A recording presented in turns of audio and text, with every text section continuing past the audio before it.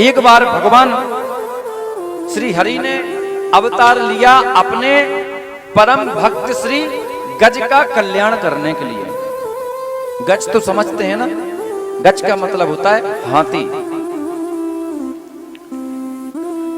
एक त्रिकूट नामक पर्वत पर गजराज अपनी पत्नी, अपने पुत्र, अपने परिवार के साथ रहते थे और वो वन में विचरण करते करते, विहार करते करते एक सरोवर में जल पीने के लिए आ गए। जब वो जल पीने के लिए आए तो कहते हैं, आसीद गिरिवरो राजस त्रिकूट इति विश्रुतः क्षीरोदेना वृथा श्रीमान् योजनायुतमुच्यतः। त्रिकूट नामक पर्वत के पास सरोवर में हाथी अपने परिवार के साथ जल पीने के लिए आए और जैसे ही हाथी जल पीते पीते आनंदित हो गए और वो सरोवर में प्रवेश कर गए। और जब प्रवेश किए तो खूब वो गजराज अपनी सूंड में जल भर भर के अपने परिवार के ऊपर उछाल रहे हैं, खूब क्रीड़ा कर रहे हैं, आनंद ले रहे हैं। परंतु उसी समय उस सरोवर में एक ग्राह मतलब मगर आया और मगर ने गजराज का पैर पकड़ लिया।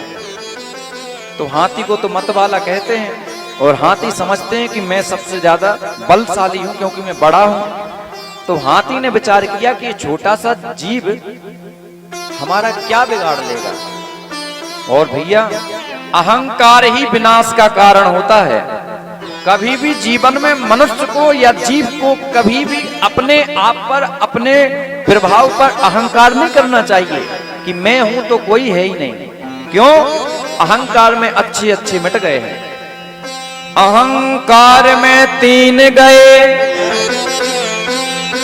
अहंकार में 3 गए, धन और वैभव वंश। और भैया ना मानो तो देख लो रावण कौरव का। तो इसलिए गज को अभिमान आ गया कि छोटा सा जानवर हमारा कुछ नहीं कर सकता है। और जैसे मगर ने पकड़ा, गज ने खूब अपना बल लगाया, खूब अपनी शक्ति का प्रभाव दिखाया, परंतु जल का राजा है मगर, कुछ नहीं कर पाया हाथी।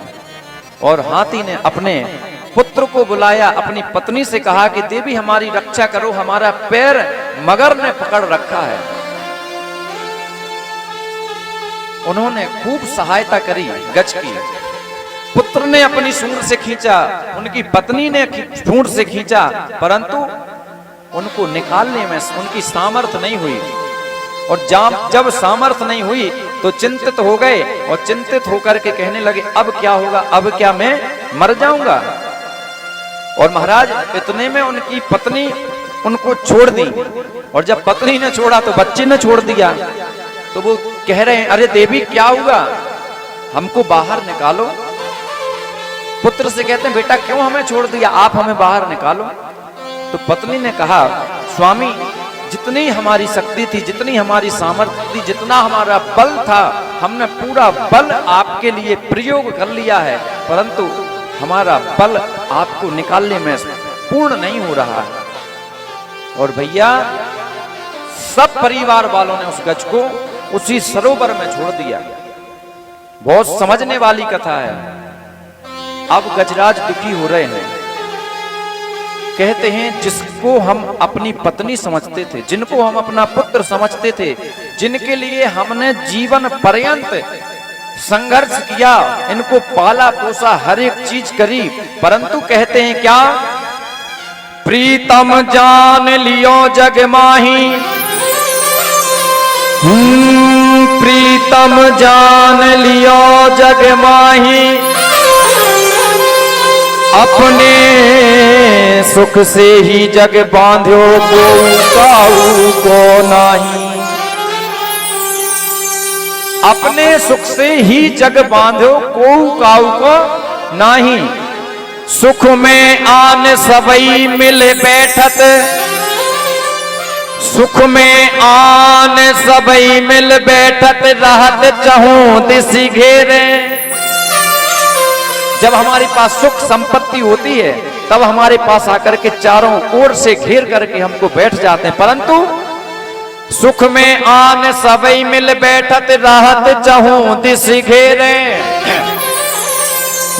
विपत्ति पड़े सब ही संग छाणत, को न आवत नेरे। जब विपत्ति आती है, जब संकट आता है तो सब संग छोड़ देते हैं और कोई संकट के समय हमारा संग नहीं देता है। और जब धर्म संकट जब आ जाता है तब हम फिर क्या कहते हैं, हे राम, हे प्रभु आप हमारी रक्षा करो।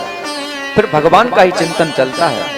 तो भैया आज गजराज जी भी चिंतित हो गए और गजराज जी ने भगवान की प्रार्थना करी, परंतु गजराज ने किसी भी देवता का नाम नहीं लिया, किसी भी ईश्वर का नाम नहीं लिया। अरे संकट के समय वो विचार ही तो कर रहे हैं कि हम इस धर्म संकट से कैसे बचें। तो कहते हैं क्या, नमो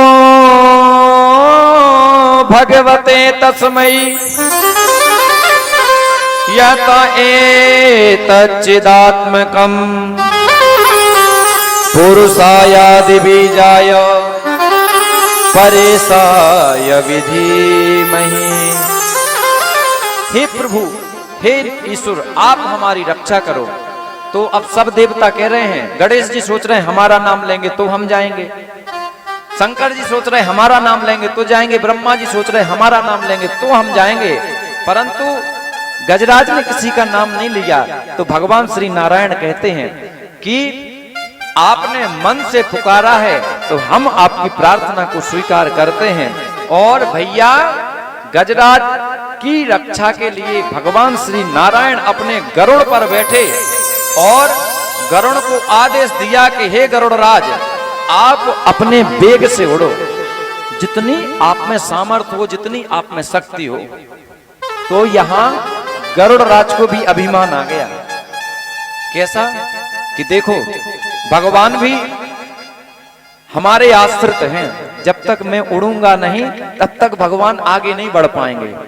तो भगवान गरुड़ के ऊपर बैठे और भगवान ने अपना प्रभाव, अपनी योग माया गरुड़ के ऊपर कर दी और बोले चलो गरुड़ वेग से उड़ो। अब गरुड़ जी अपने पंखे हिला रहे हैं, पूरी ताकत लगा रहे हैं, परंतु भगवान के बगैर तो पत्ता नहीं हिलता है, तो गरुड़ कहां से हिल पाएंगे। गरुड़ ने क्षमा याचना मांगी प्रभु से कि आप हमें क्षमा कर दीजिए, हम समझ रहे थे कि हम बहुत बलशाली हैं। तो प्रभु कहते हैं जीवन में कभी अभिमान नहीं करना चाहिए। और महाराज फिर भगवान ने गरुड़ को आशीर्वाद दिया और अनंत आकाश से वेग में गरुड़ ने अपनी उड़ान भरी।